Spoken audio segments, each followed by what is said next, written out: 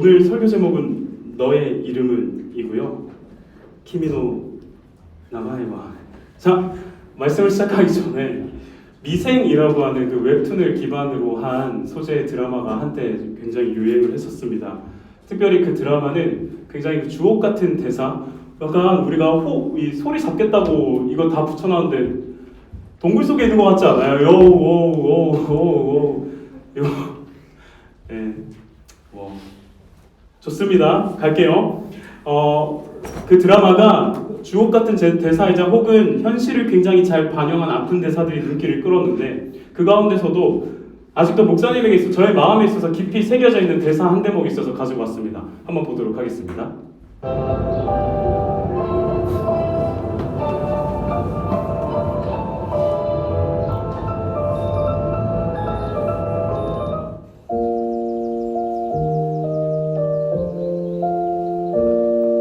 네가 이루고 싶은 게 있다면 체력을 먼저 길러라. 네가 종종 후반에 무너지는 이유, 데미지를 입은 후에 회복이 더딘 이유, 실수한 후 복구가 더딘 이유, 다 체력의 한계 때문이야. 체력이 약하면 빨리 편안함을 찾게 되고, 그러면 인내심이 떨어지고, 그리고 그 피로감을 견디지 못하면 승부 따위는 상관없는 지경에 이르지. 이기고 싶다면 네 고민을 충분히 견뎌줄 몸을 먼저 만들어.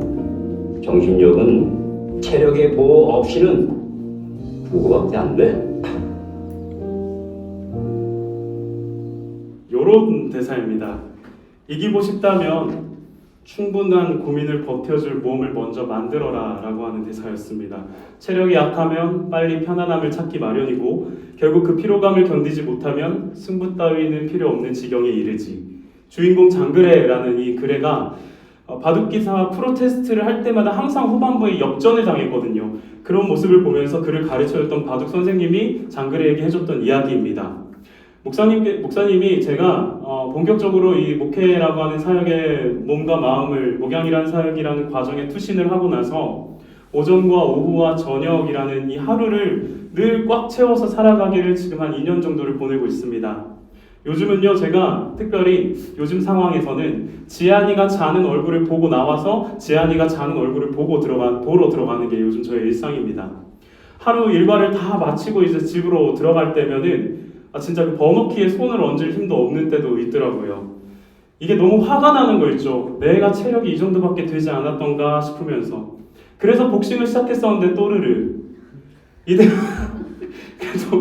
이대로는 안 되겠다 싶어가지고 틈이 날 때면 요즘은 한 20분이나 30분씩 쪼개면서 이제 호수공원을 걷고 또 뛰고 있습니다. 귀에 이어폰을 꽂고서 말씀을 듣거나 목사님 혹은 교수님의 어떤 설교와 강의 같은 것들을 들으면서 시간이 없을 때는 그냥 한 바퀴만 돌고 들어오고 시간 좀 여유가 있다 그럼 두세 바퀴 걷고 들어오고 있습니다. 목요일 즈음이었던 걸로 기억을 하는데요. 아직 호수공원을 제가 미처 다 걷지 못한 상황이었는데 듣고 있었던 설교가 끝이 난 거예요. 제가 요즘 그 알뜰폰으로 바꾼 상황이 되어가지고 데이터로 이렇게 유튜브를 못 보고 오프라인 저장해가지고 되게 불쌍하게 살거든요. 항상 어디 가면 와이파이 찾고 막 이런 삶을 구걸하는 삶을 살고 있는데 와이파이 거지라고 하죠. 와거. 아무튼 그렇게 살고 있는데 이 준비했던 오프라인 영상이 다 끝나니까 이거 어떻게 해야 되지? 순간 되게 당황스럽더라고요. 그래서 그냥 밤 11시쯤이었던 걸 기억을 하는데 주변에 사람도 없었고 차들도 별로 없어가지고 그런데다가 이어폰으로 막 들어서 때려박던 그런 설교 같은 소리도 다 멈춰지니까 순간 굉장히 고요함이 느껴지더라고요. 그러다가 벼랑간 이어폰 너머로 제가 그동안 들리지 않았던, 들을 수 없었던, 듣지 않았던 소리가 들리더라고요. 이어폰을 꽂고서 손에 들고서 호수공원 주변을 계속 걷고 있었습니다. 흐르는 물소리도 들리고요. 간간히 이 물 위로 뛰어 올라 들어가는 그 물고기의 점핑 소리 아세요? 하는 그 점핑 소리가 있거든요. 그리고 이름은 알 수 없지만 뭔가 눈앞에 나타나면 즐겁할 것 같은 벌레 소리. 되게 다양한 소리들이 저의 주변의 공간을 확 메우고 있었어요.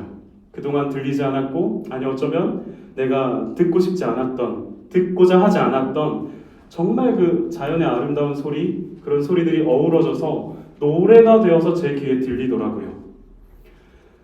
문득 하나님 말씀도 이와 같겠다라는 생각을 했습니다. 내가 다른 곳에 귀를 기울이고 있다면, 내 마음의 귀가 하나님의 말씀 쪽이 아니라 다른 쪽을 향하고 있다면, 지금 우리가 이곳에 예배를 드린다라고 자리에 앉아있다 하더라도 우리는 우리의 소리에 귀를 기울이면서 하나님의 말씀에는 듣지 못하고 집중하지 못할 수도 있겠다 싶어요.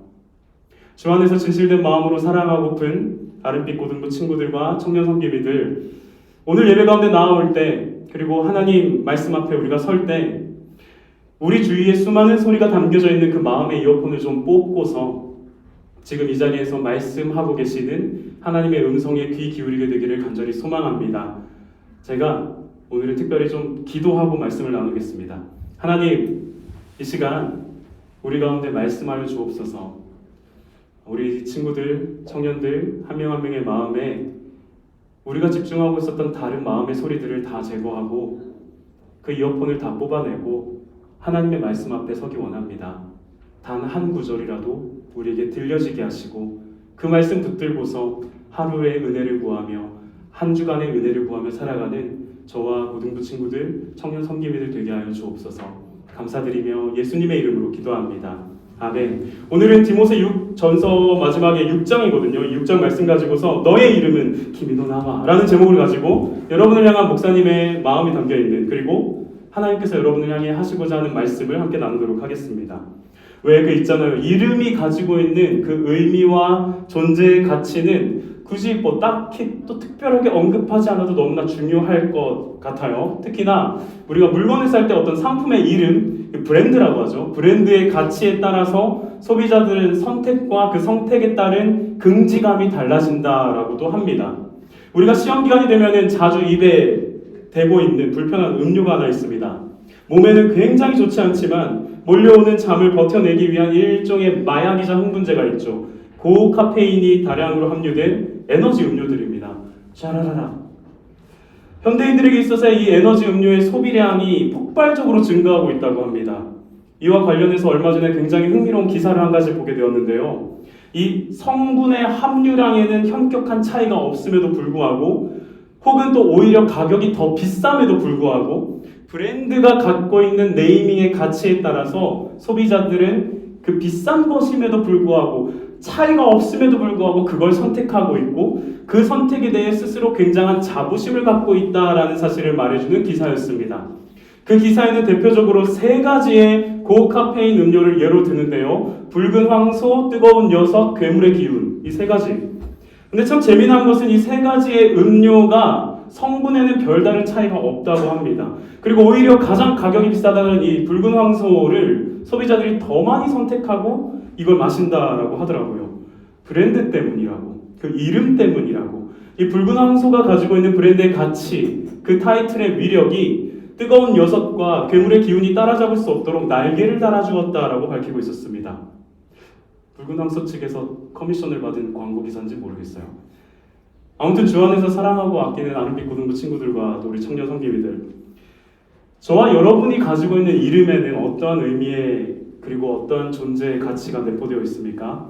지난주에 제가 왕의 자녀 서약식을 하면서 설교 제목 때 제 이름을 인용했던 거 기억하시죠? 믿을 신, 나타낼 영, 믿음을 나타내는 자, 신영. 그런데 고민이 된다고 말씀드렸습니다. 믿음을 나타내고 살아가고 있나?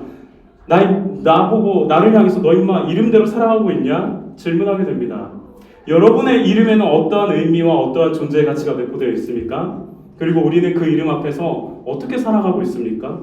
오늘 우리 읽었던 말씀을 보니까 사도 바울이라는 사람이 자기의 제자이자 믿음 안에서 양육했던 어떤 아들 같은 존재인 디모데를 향해서 굉장한 타이틀 하나, 어마어마한 이름 하나를 붙여주고 있는데요. 디모데전서 6장 11절에는 이렇게 기록되어 있습니다. 하나님의 사람이여, 하나님의 사람이여. 이거를 어른들이 보고 있는 개역 개정판을 보면 이렇게 적혀 있습니다. 오직 너 하나님의 사람아, 메노가 호 안스로페데우. 헬라어예요. 디모데를 향해서 너 하나님의 사람이라고 하는 타이틀을 새겨주고 있는 장면입니다. 그러면서 이 하나님의 사람으로서 살아가는 모습에 대해서 이야기를 해주고 있습니다. 고등부 친구들, 이 하나님의 사람이라고 하는 타이틀은 구약 시대에는 모세나 엘리야 같은 특정 인물에게만 붙여졌던 말입니다. 그런데 신약시대 예수님 오신 이후로부터의 오늘날에 이르기까지는 예수님을 그리스도요 구원자라고 믿노라 고백하는 저와 여러분 모든 성도들을 향해서 붙여진 타이틀이 바로 이 하나님의 사람 Man of God, 호 안스로페 데우입니다. 이 말은 바울이 디모데를 향해서만 새겨준 이름이 아니라 저와 여러분을 향해서도 동일하게 새겨준 이름이라는 사실을 기억했으면 좋겠어요. 하나님의 사람 곽신영, 하나님의 사람 정광수, 하나님의 사람 문영빈, 하나님의 사람 김성찬, 하나님의 사람 김하은, 하나님의 사람 박지우, 하나님의 사람 우성준, 하나님의 사람 김다함 다 할 수 없어요. 대충 이렇게 잘 알아서 포진했으니까 알아서 잘 나다라고 생각하시면 될 것 같습니다. 그렇다면 우리에게 새겨진 이 이름, 내 이름 말고 하나님의 사람이라고 하는 이 타이틀, 이 브랜드를 가지고 있는 사람은 어떻게 살아가야 할까? 이 네이밍의 가치는 무엇일까? 붉은 황소, 뜨거운 녀석, 괴물의 기운 중에서 붉은 황소만을 택하는 것처럼 우리가 이 하나님의 사람이라는 브랜드를 갖고 살아가는 그 이름의 가치가 무엇인지를 알아야지 그것에 대한 긍지를 갖고서 자부심을 갖고서 살아갈 수 있지 않겠습니까? 그게 무엇인지를 오늘 말씀을 통해 함께 살펴보기 원합니다. 먼저는 하나님의 사람이 어떻게 살아야 하는지를 말씀을 통해 이렇게 말하고 있습니다. 화면을 함께 읽어보겠습니다. 시작! 피하며 따르고 싸우며 취하고 지키라. 말씀을 한번 찾아보기 전에 바울이 디모데를 향해서 보내는 첫 번째 편지에서 마지막으로 권면하는 내용이 이겁니다. 너 하나님의 사람 디모데야, 피하며 따르고 싸우며 취하고 지켜라. 성경에서는요 여러분 이렇게 명령조로 이야기하는 거 굉장히 강한 어조입니다. 반드시 그렇게 해야 한다는 거예요. 뭘요? 무엇을 피하고 무엇을 따르며 무엇을 싸우고 무엇을 취하며 무엇을 지켜야 한다는 걸까? 말씀을 읽어보면서 함께 찾아봅시다. 우리가 아까 읽었던 디모데전서 6장 11절에서 14절까지만 보도록 할게요. 한 구절씩 보겠습니다. 여러분이 한 절, 제가 한 절 번갈아가면서 읽을게요. 제가 먼저 읽겠습니다. 표시해둔 이 색깔이 왜 이래? 네, 표시해둔 색깔이 왜 이래? 얘는 또 왜 이래? 친구야? 네, 뭐 알죠? 네, 같이 읽겠습니다. 오직 너 하나님의 사람아, 이것들을 피하고 의와 경건과 믿음과 사랑과 인내와 온유를 따르며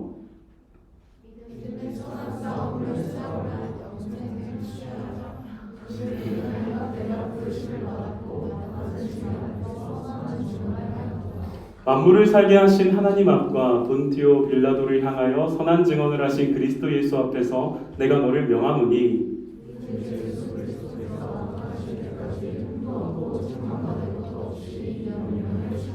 아멘. 제 눈이 이상한 거 아니죠? 파란색이 지금 약간 네. 바울이 디모데에게 지금 편지를 보내면서 그리고 보내는 편지를 마무리하면서 하나님의 사람이라고 하는 타이틀을 딱 못 박아주며 명령합니다. 피하며 따르고 싸우며 취하고 지켜라. 먼저 피해야 할 것들이라고 얘기하면서 앞에 이렇게 나와있죠. 이것들을 피하고. 근데 이것들이 뭐냐면요. 6장 3절에서 10절까지의 내용인데 이런 내용이에요. 앞에서는 이 거짓 교사들, 거짓 선지자들의 얼마나 교만하고 있으며 돈만을 사랑하고 있는지 그 탐욕과 욕심을 지적하고 있거든요. 이런 말입니다. 디모데야, 너 거짓 교사들처럼 교만해지면 안 돼. 그 교만함 앞에서 피해라. 디모데야, 너 돈을 사랑하는 사람들의 탐욕과 같이 그 탐욕 속에 사로잡히면 안 돼. 그 욕심에서 피해라. 그러면서 따라야 할 것을 말하고 있는데 의와 경건과 믿음과 사랑과 인내와 온유를 따르라라고 얘기합니다. 의와 경건과 믿음과 사랑과 인내와 온유 다 좋은 것만 이렇게 모아놨어요. 그러면서 그렇게 믿음의 선한 싸움을 싸우고 영원한 생명을 취하기에 힘쓰며 그리스도 예수 다시 나타나실 때까지 이 명령을 지키는 것이 하나님의 사람으로서 살아가는 삶의 모습이다라고 우리에게 이야기해주고 있는데요. 여러분 이게 잘 되는 겁니까? 쉽습니까? 지금 하나님의 사람으로 따라가는 이 길들을 우리가 봤을 때 우리에게 제시한 것을 보면 의와 경건과 믿음과 사랑과 인내와 온유를 제시하고 있어요. 의로움을 지키고 경건함을 유지하며 믿음과 사랑으로서 인내와 온유를 행하라고 합니다. 제가 이 말씀을 읽으면서 하나님께 이렇게 질문했습니다. 하나님, 우리 이렇게 살아가려면 포기해야 할 것들이 너무 많은데요. 하나님, 우리 이렇게 살아가려면 내가 지금 포기해야 될 것들이 너무 많은데요. 의로움과 경건함을 지키기 위해서 남들은 불법을 자행하고 쉽고 편한 길을 선택하면서 걸어가고 있는데 나는 의로움과 경건함을 지키기 위해서 그거 버티면서 서 있어야 하는 거잖아요. 굳이 불편함을 애써 따라야 하는 거잖아요. 우리가 등교를 하거나 출근을 하는 도로 앞에서 자주 있는 일이죠. 바로 뛰어 건너가면은 문제가 되지 않는 왕복 2차로에 아주 좁은 차도가 있을 겁니다. 주위만 살피고 그냥 건너가면 돼요. 사고만 안 나면 아무 문제 없을 거라고 생각하죠.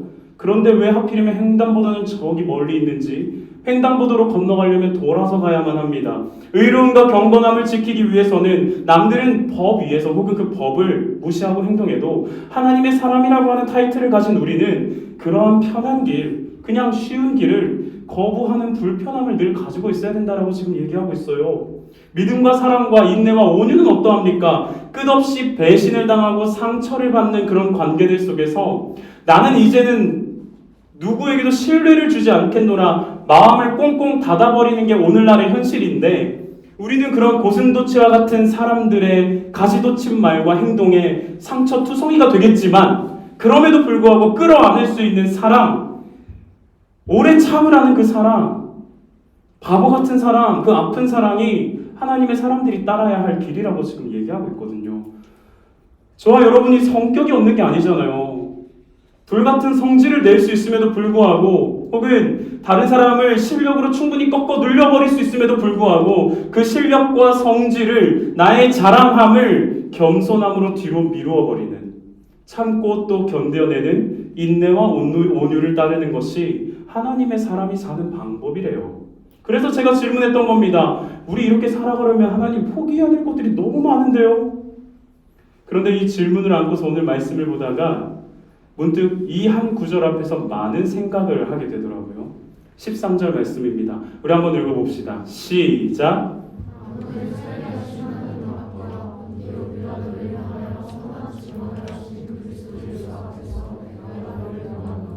만물을 살게 하시는 하나님 앞과 오케이 우리 뭐 왕의 자녀 서약식 할 때 첫 번째 하나님 앞에서 정직하라 그래 하나님 앞 오케이 그 뭐 그럴 수 있어. 근데 이해가 안 되는 구절이 있는 거예요. 하필 왜 본디오 빌라도를 향하여 선한 증언을 하신 그리스도 예수 앞에서 내가 너를 명령한다.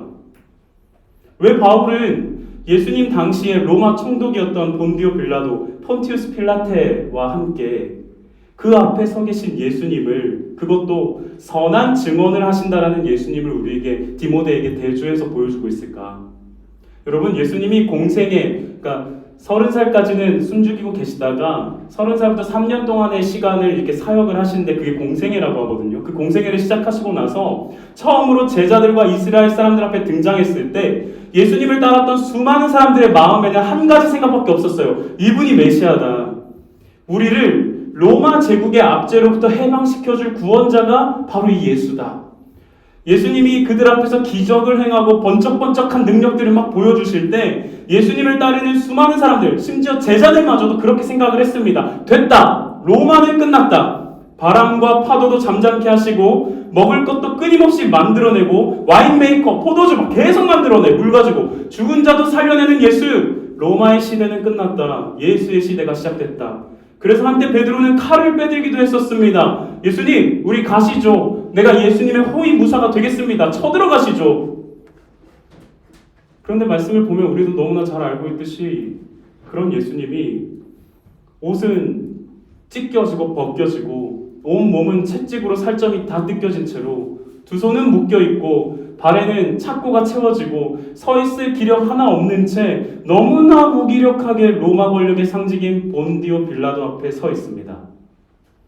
사람들의 방법은 제자들이 생각했던 방식은 로마 제국이 예수님의 발 앞에 무릎을 꿇는 거였거든요. 사람들의 방법은 오케이 그래 좋아 예수 십자가 달릴 수 있어. 근데 예수님이 좀 역전시키는 거 좋아하니까 이 십자가에 달리신 예수가 나무를 부수고 내려오는 게 사람들의 생각이었고 방법이었어요. 그런데 하나님의 방법은 그렇지가 않더라고요. 바울은 그것을 선한 증언이라고 표현하고 있어요. 누가 봐도 무기력해 보이는 이 모습을 예수님은 선한 증언을 하고 있다라고 고백하고 있어요. 도살장에 끌려가는 어린 양과 같은 이 묵묵한 걸음에 대해서 이것은 아무런 힘도 없고 소망도 없는 걸음 발자국이 아니라 우리에게 가장 큰 소망을 보여주는 영원한 생명을 허락해주는 가장 미련해 보이고 가장 무기력해 보이지만 가장 강력한 발걸음이라고 우리에게 지금 얘기해주고 있어요. 이처럼 바울이 디모데에게 하나님의 사람으로서 살아가는 방식, 피하며 따르고 싸우며 취하고 지키라는 이 명령은 사실 한 가지로 딱 압축이 될 수 있습니다. 믿음의 선한 싸움을 싸우라. 예수님께서 그렇게 하셨던 것처럼 믿음의 선한 싸움을 싸우라. 여기서의 싸움은 복싱이라든지 상대방과의 어떤 티격태격하는 UFC나 MMA 같은 투닥거리는 싸움이 아니에요. 경주를 말하는 거예요. 경주. 달리기. 자기 트랙을 묵묵히 걸어가는 거, 뛰어가는 거. 제가 지금은 많이 비대해졌지만 원래 운동을 굉장히 좋아했던 사람인 거 아시죠?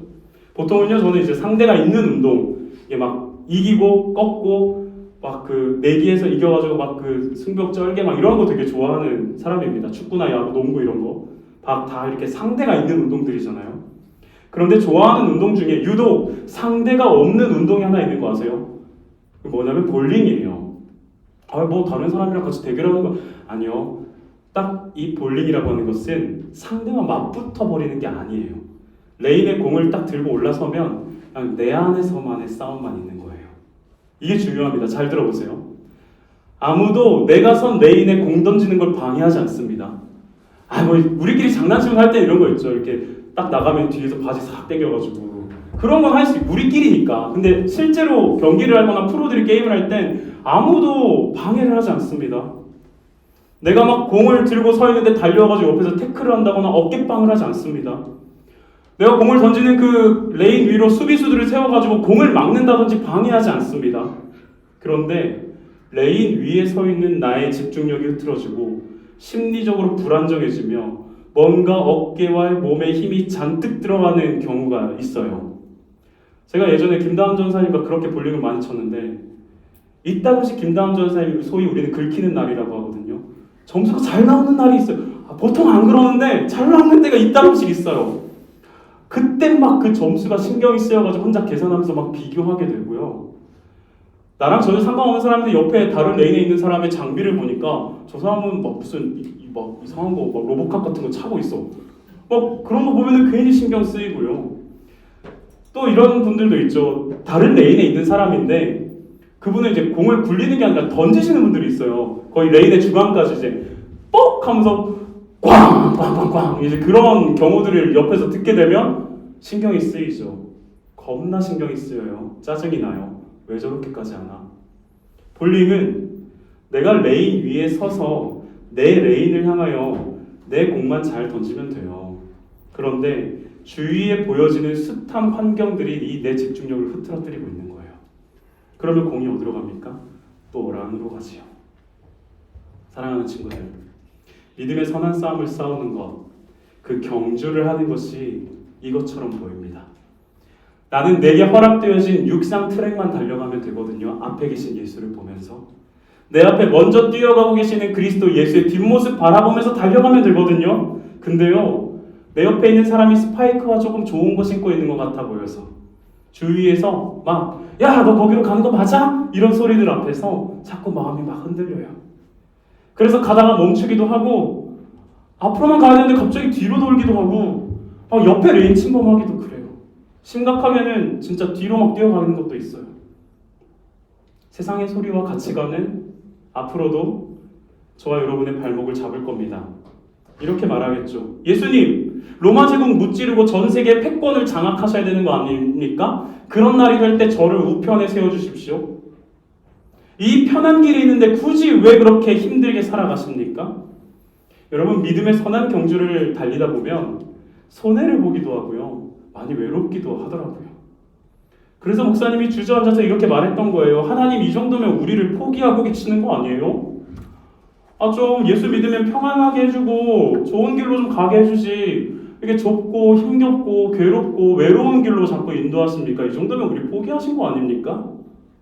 그 질문 앞에 하나님께서 이렇게 말씀하고 계시더라고요.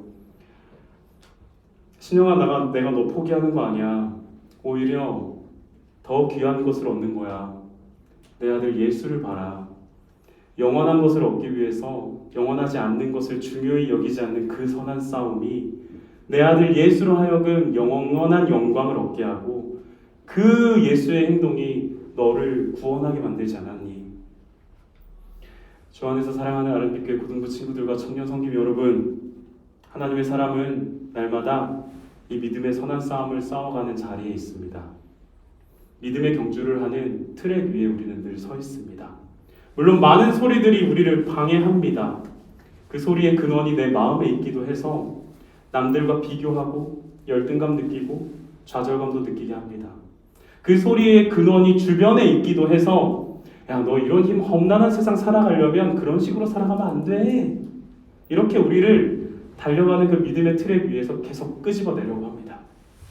그러나 하나님의 사람은 믿음의 선한 싸움, 그 트랙 위를 의와 경건과 믿음과 사랑과 인내와 온유를 가지고 달려갑니다.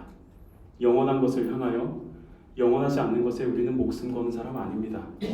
그거 굉장히 어리석다라는 거 우리 다 알고 있거든요. 빌라도 앞에서 예수님이 묵묵히 서 계실 수 있었던 것은 영원한 것을 위하여 영원하지 않은 것에 목숨 걸지 않았기 때문입니다. 하나님의 사람은 그렇게 살아가는 겁니다. 그렇다면 끝으로 우리에게 이 하나님의 사람이라고 하는 브랜드가 어떤 가치를 지니고 있을까? 우리가 하나님의 사람으로서 이 땅에서 손해를 감수하며 살아가는 것이 무엇에 가치를 두고 어떠한 긍지를 가질 수 있기 때문일까? 마지막으로 디모데전서 6장 15, 16절을 함께 읽어보며 마무리하도록 하겠습니다. 함께 읽겠습니다. 시작!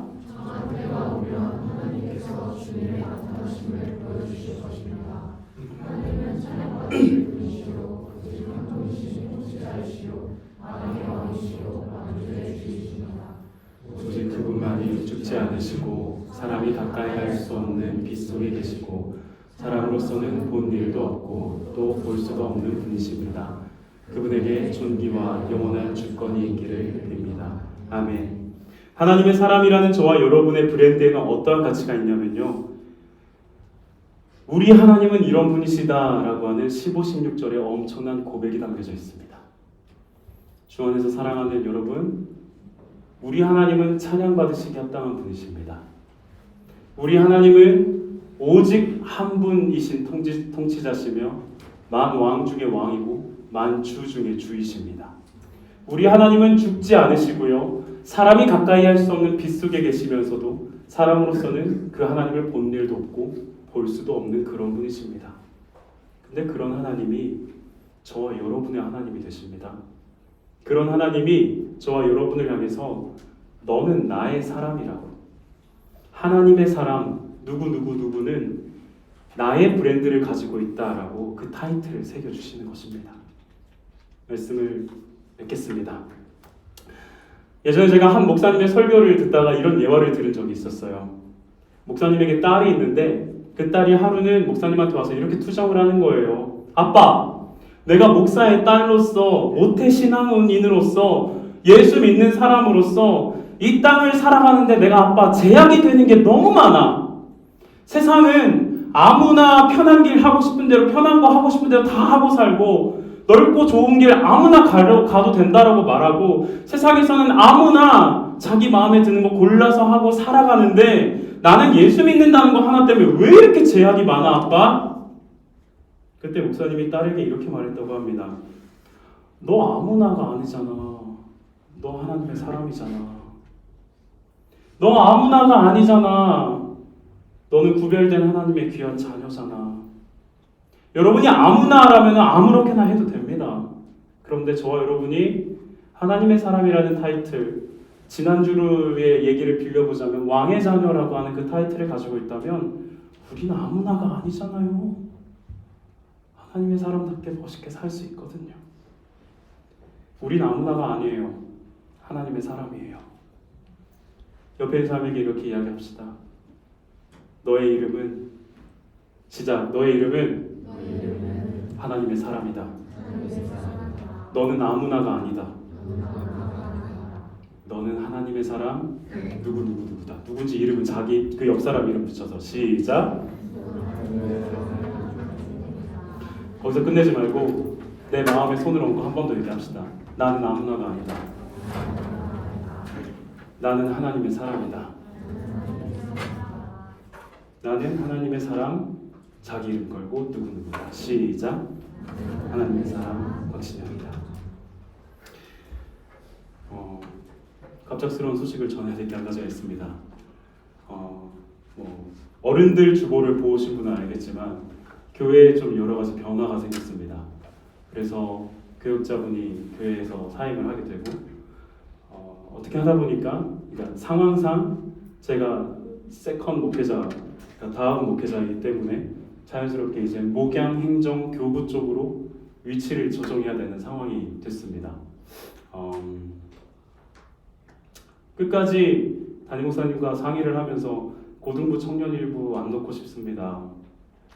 이 친구들이랑 같이 호흡하는 게 제가 여기서 솔직히 말씀드렸어요. 저 여기서 이 사역 내려놓으면 저 두 번 다시는 고등부 애들 사역 못해요. 이게 마지막이잖아요. 어제 38인데 40까지만 하게 해주세요. 진짜 비굴하게 빌었죠. 오늘 목사님도 그런 마음을 갖고 계시고 저도 마찬가지인데요. 교회의 어떤 변화가, 교회의 어떤 상황의 변화가 우리 고등부 친구들이나 청년들에게 저 곽지현 소리입니다. 고등부나 청년들에게 항상 피해를 주는 걸 목사님도 그렇고 저도 그렇고 굉장히 싫어합니다. 그래서 결론은 어떻게 되겠냐면 목사님은 청년 사역을 계속하기로 했습니다. 목양 행정도 하면서. 그러면서 고등부는 우리 소년부 이효한 목사님, 유년부 조은대 전도사님, 중등부 김다은 전도사님이 섬기듯이 고등부는 이제 김성찬 전도사님이 섬깁니다. 김성찬 전도사님이 메인 사역자고요. 저는 이제 소위 말하는 이게 땜빵이라고 하죠. 너 왜 이렇게 크게 웃어? 서준아? 땜빵이라고 이렇게 전사님 사역이 막 몰려들 때 그럴 때 이제 제가 가끔씩 땜질하러 오는 약간 그런 레카 타고 오는 그런 목회자가 될 것 같은데요. 그래서 오늘 말씀을 더 이걸로 나누고 싶었어요. 저에게 있어서는 하나님의 사람이라는 타이틀이 저에게 가장 소중하고 귀합니다. 저만 가지고 있는 타이틀이 아니라 여러분들에게도 그 타이틀이 있다는 걸 꼭 알려주고 싶어서 이 말씀을 가지고 왔습니다. 교회적인 필요 그리고 목회적인 필요에 따라서 위치가 변화되는 건 너무나도 미안하고 여러분들께도 속상하고 저도 속상하고 여러분 속상한가? 쾌재를 부르나? 또 미안한 마음입니다. 고등부 정권을 김성찬 전사님이 이제 갖고 우리 청년 성기들과 함께하고 나아갈 텐데 여러분 저는 오해하지 마세요. 교회를 떠나는 거 아니에요. 오늘 이렇게 해서 이제 안녕 신영아 잘 가라 이런 분위기 아니에요. 그냥 나도 가끔씩 들어올 거야. 들어와가지고 옷 나가라고 하겠지 분명. 김태현 이런 애들이 출입 금지입니다. 이런 거 하겠지. 괜찮아요. 꾸겨 놓고 들어올 건데 무엇보다 전도사님을 위해서 많이 기도해 주세요. 전사님이 이제 담당해서 우리 고등부 끌고 나갈 때 청년들과 또 우리는 이제 작년 교사가 없는 부서잖아요. 그러다 보니까 많이 부침이 있고 지침도 있을 건데 여러분들이 많이 힘이 되어주시고 우리 고등부 친구들이 사실은 다 할 수 있는 것들이니까 많이 힘이 되어주셨으면 좋겠고요. 그리고 매주마다 진짜 애쓰고 있는 청년 성기비들이 있어요. 여러분 주변에 이렇게 많아질 줄 몰랐어요. 한 5명인가 4명으로 시작했는데 지금은 이제 4배가 불었죠. 16명 그 정도 되는데요. 고등학생보다 청년들이 더 많았던 시기도 우리는 있었죠. 그런 시기들을 보내면서 여기까지 왔는데 그 섬김이들을 여러분들이 잘 따라주시고 고등부 친구들이 그리고 여러분도 또 다른 섬김이가 되어서 고등부 혹은 중등부 혹은 그 하위 우리 다음 세대들의 귀한 모범이 되어줬으면 좋겠습니다. 그냥 개인적으로는 더 마음을 나누지 못하고 더 가까워지지 못한 고등부 친구들이 많아요. 그래서 좀 그게 제일 속상하고 미안합니다. 우리가 어디 있든지 하나님의 사람 어디 있든지라고 하니까 내가 교회를 떠나는 것 같은데 교회를 떠나는 건 아니고 교육자실은 그대로 있고 나도 그 자리에 그냥 계속 있고 어디로 가든지 어디 있든지 이 하나님의 사람이라는 타이틀에 맞게끔 서로를 좀 사랑하고 축복하는 우리가 됐으면 좋겠습니다.